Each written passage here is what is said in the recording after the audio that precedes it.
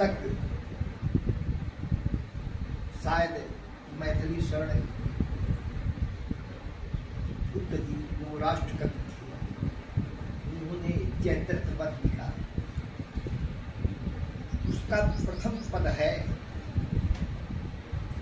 अधिकार खोकर बैठ रहना यह महा दुष्कर्म है, न्यायार्थ है अपने बंधु को भी दंड देना धर्म है।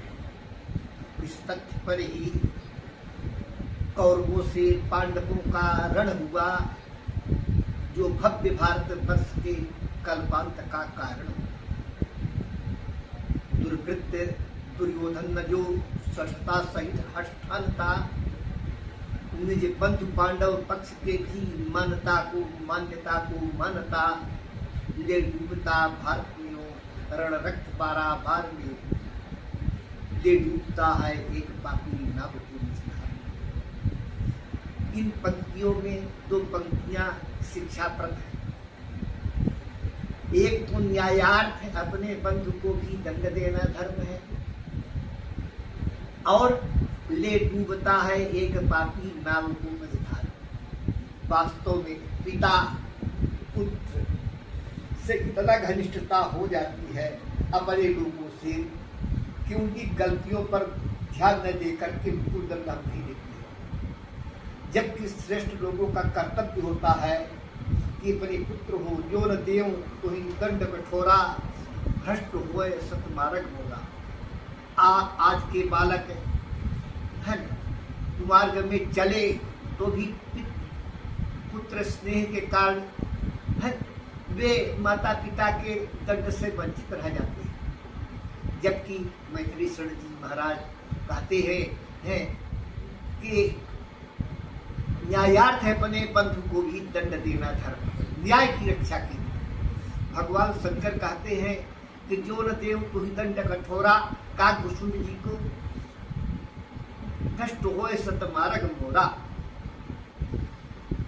तो दंड देना कर्तव्य है, और यदि दंड नहीं दिया गया है तो ऐसे ही बालक ले डूबता है एक पापी नाव को मझधार में, तो कुल को डुबा सकता है। एक बार होली के समय हम सूरजपुर में अपने मित्र से मिलने गए।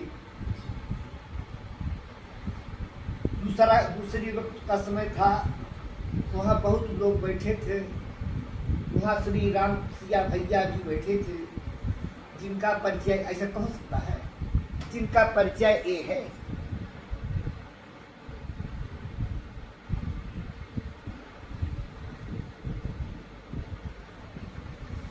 बैठे थे, उन्होंने हमसे कुछ प्रश्न पूछा अपने घर से।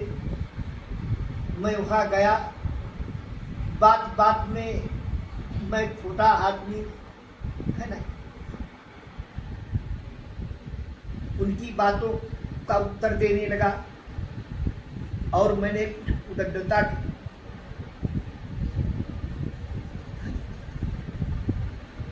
बड़े सदैव बड़े होते हैं, छोटे होते हैं छोटे। इतने विशिष्ट पद में रहते हुए उनमें बड़प्पन तो थी ही, और मैं एक छोटा सा आदमी उनके सामने क्या बात कर सकता था। इसलिए मैंने उद्दंडता के साथ उनसे पेश आया, और गुस्से में हमारा स्वभाव क्रोध का है।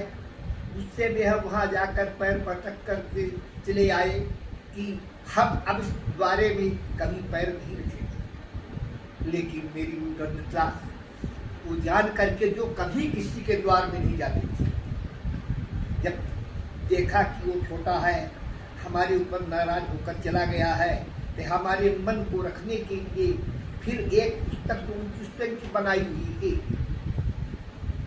आ जाएगा।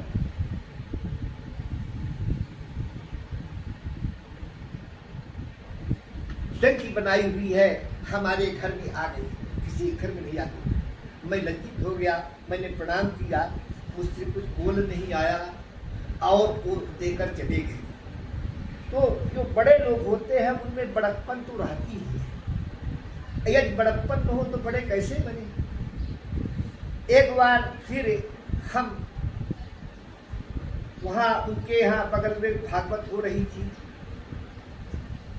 तो हम गए।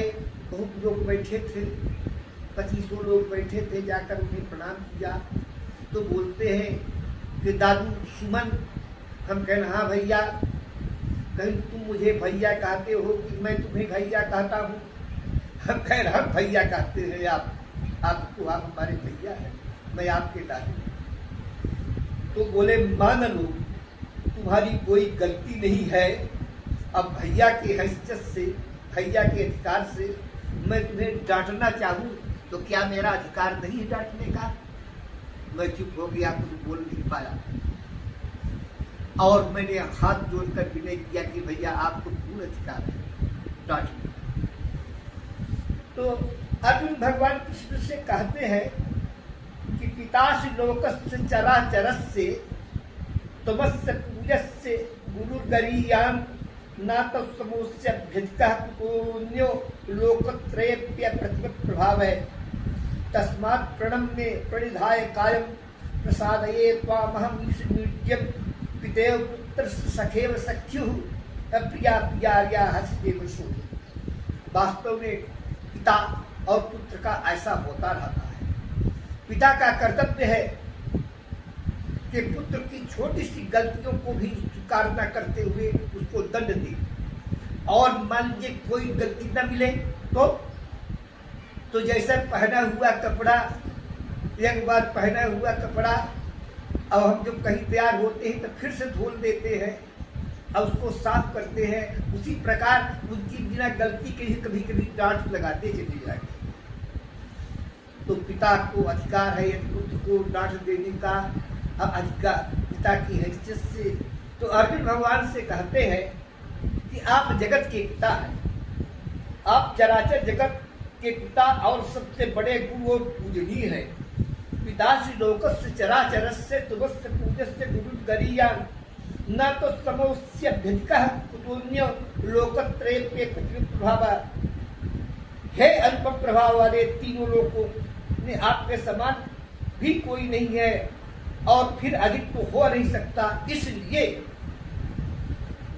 तस्मात् प्रणम्ये प्रणिधाय कायं प्रसादये त्वामहं ईशमीड्यम्। इसलिए हे प्रभु, मैं शरीर को भली भांति चरणों में निवेदन करके प्रणाम करके करने योग्य आप ईश्वर को प्रसन्न करने के लिए प्रार्थना करता हूँ कि जैसे पिता जैसे पुत्र के अपराध को क्षमा कर देता है और सखा के अपराध को क्षमा कर देता है, पति पत्नी के अपराध को क्षमा कर देता है, वैसा ही आप मेरे अपराध को मैं आप किए हुए अपराध को क्षमा करने योग्य हूँ। अर्जुन वहां बताते हैं कि हमसे बहुत बड़ी गलती है ना प्रभु। आज मैं जाना कि मैंने आपसे बहुत गलती की है। यच्चा सखेति मत्वा प्रसवम यदुत्तम। हे प्रभु, मैं आपको तो आज तक सखा मानता रहा, इसलिए सखा मानने के कारण ऐसा न जान करके प्रमाद से मैंने या अज्ञानता से मैंने हे कृष्ण, हे यादव, हे सखे कहकर बिना सोचे समझे हठात आपको विनोद बस बिहार में, सैया में, भोजन में, अकेले और अन्य सखाओं के बीच में भी बहुत अपमानित शब्दों का प्रयोग किया, लेकिन आप मुझे क्षमा करते रहे हैं। इसलिए आपके प्रभाव को मैं आज जान गया हूँ। इसलिए प्रभु, जैसे पिता पुत्र के मित्र के और पति पत्नी के अपराध को क्षमा करता है, वैसे मेरे अपराध को क्षमा करें। तो पिता पुत्र में भी कभी कभी बात विवाद हो जाता है। हम एक बार अपने घर से नाराज होकर चले गए थे लेदवा। वहां सन्यासी, दंडी सन्यासी रहा करते थे, बोले नहीं आएंगे। तो हमको बुलाकर बोलते हैं कि गिरी जी आपके दोनों बच्चे बहुत सरल है, बहुत साधु है, बहुत योग्य है, आप उनके ऊपर नाराज न हो, घर चले जाएं। क्योंकि जैसे भगवान कृष्ण गीता में कहते हैं कि तस्मात् प्रणम्य प्रणिधाय काये प्रसादये त्वहम्यहमि स्वीडम पितयो पुत्र से सखैव सख्यु प्रिया प्यारिया हसुदेव सोटुम। पिता पुत्र के अपराध को क्षमा करता ही है, मित्र मित्र के अपराध को क्षमा करता ही है, और पति पत्नी के अपराध को क्षमा करता है।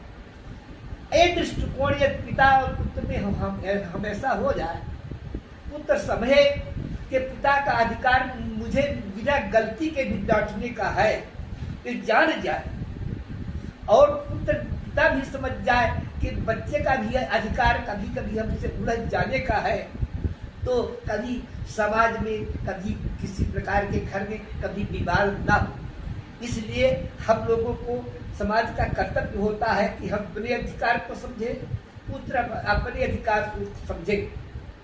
एक बार हमारे एक चाचा लगते थे, हमको कुछ अपशब्दों का प्रयोग कर रहे थे बगल में, हमारे बच्चे उनको उससे मारने के लिए दौड़े, तो मैंने कहा मत जाओ वहां, क्योंकि वे अधिकार पूर्वक हमें अंतसंत जो बोलने वाला शब्द है नहीं बोल रहे हैं, गाली बक रही मान अधिकार, वे मुझे मान रहे कि मेरा भतीजा है, अब मेरा अधिकार है इसको दंड देने के लिए, इसलिए उनके पास मत जाओ। तो अधिकार की बात होती है। अब अधिकार होकर बैठ रहना यह महादुष्कर्म है, इसलिए मैथिली जी कहती अधिकार होकर बैठ रहना यह महादुष्कर्म है। हम अपने अधिकार का पालन करें, अब अपने अधिकार का पालन करें। अधिकार खोकर बैठ रहना यह महादुष्कर्म है। अन्यायार्थ अपने बंधु को भी दंड देना धर्म है।